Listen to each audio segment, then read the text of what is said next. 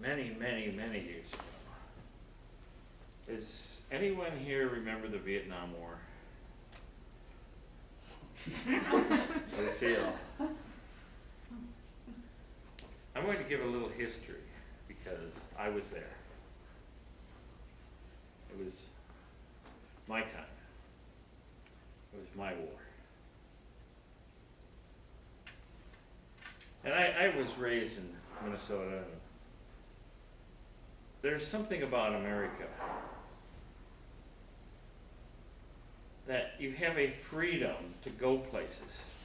People still come here to have that freedom. Not because America gives you everything, but America gives you a place to get things if you really work hard, strive, and have a little luck. Of course, I'm sort of like Thomas Jefferson. The harder I work, the more luck I seem to have. So, when I got out of college, I got my degree in philosophy. With a philosophy degree, of course, you can do, as they say, in philosophy, it's a useless science, so you can do nothing.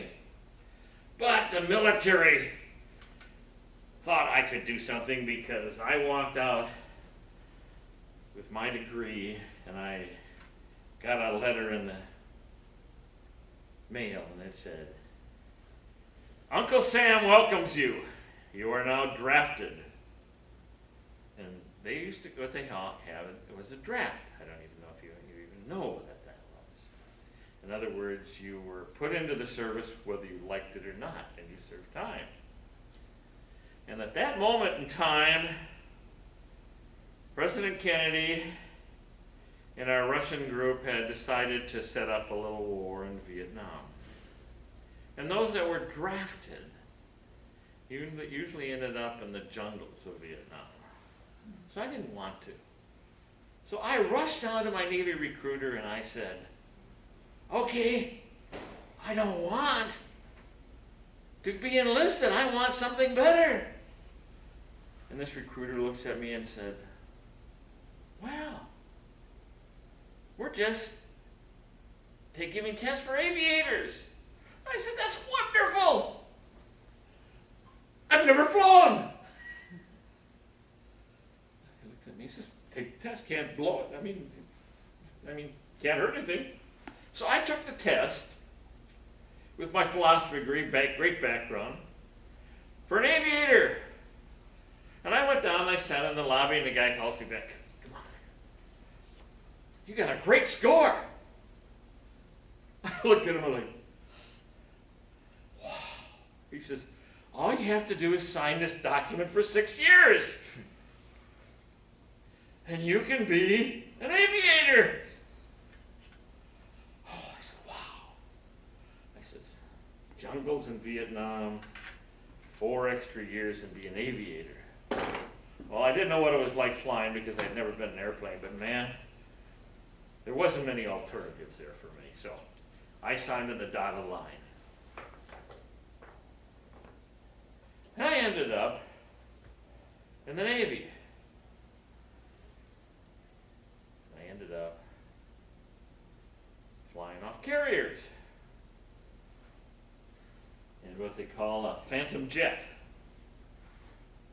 Now this is from this glorious background I had in philosophy. So, a couple things in war is sometimes in war you get stuck in positions that you would never expect. Well, during one of the tours I was aboard the USS Enterprise. And aboard the USS Enterprise, which is a phenomenally big ship. It's a 1/4 mile long. This sucker is scary when you stand up by it and look up at it. It is scary. And it shows our might. It shows the U.S. might. It is 5,000 people aboard this ship out to conduct war. And they have 3 or 4 different aircraft squadrons, and they run sorties, and they bring in all these planes up for the carrier. It is just awesome and scary. Well, I was aboard, and we were off doing tests right off Alameda, right here. And all of a sudden, I got a call saying, "You're going to do bridge watch," because I volunteered to do it. I'm Mr. Volunteer. So they put me up on the bridge. And they said, "This afternoon, you guys are going to get all ready. You're going to get in your blues." Usually we wear a tan outfit. Wear blues, do all it. Because we're going to have the president up on the bridge. President Johnson. Well, our great President Johnson hadn't done much in the war. We were just sort of dribbled on from the way Kennedy had started it out. And I personally, in my own feelings, didn't approve of the war. I didn't think it was a reasonable way to kill us. And what people like me were fodder. Does everyone know what the word fodder means? Fodder is when you have a big cannon and they shoot all kinds of stuff out and it just kills people. Well, fodder for a soldier is they just throw you out front and chase you over to the enemy.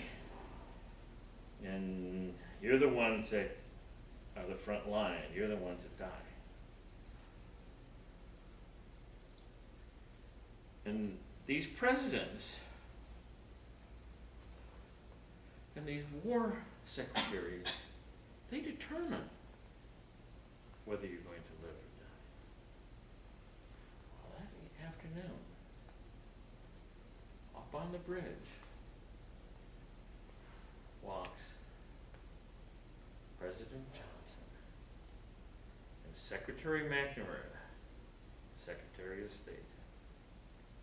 And they came up on the bridge, and I was always, oh, these guys are so powerful and so big, and oh, I got the opportunity to watch these supermen in action. And I had, in my steps through life, had bring my expectations each time I watched a different crew come through. The educators, the teachers. Well, President Johnson comes up on the bridge. And he was haughty and egotistic, and he looked at this big carrier, and I could see the ego in his eyes. And I could see, man, we're powerful. Man, and I own this, because he is God for the military. He's the supreme commander. And Secretary McNamara was standing behind him. And I sat and watched these men and listened to them escalate the war in Vietnam. The war in Vietnam after that moment was escalated. And more of us people died from decisions they started doing up on that bridge of the USS Enterprise. But what really upset me about these major decision makers is Secretary McNamara is also, or was also, the president of Ford Motor Company. And way back in the early 60s, Ford came out with this car, well, he was president, called the Etzel. And the Etzel was a disaster. It almost destroyed Ford Motor Company. And he was up on the bridge, and one of the other secretaries teased him about it, just made a little comment. And I looked at what our super leaders were doing, and he goes, "Why are you yelling at me?" And he screamed and he raised a tantrum in front of all of us officers.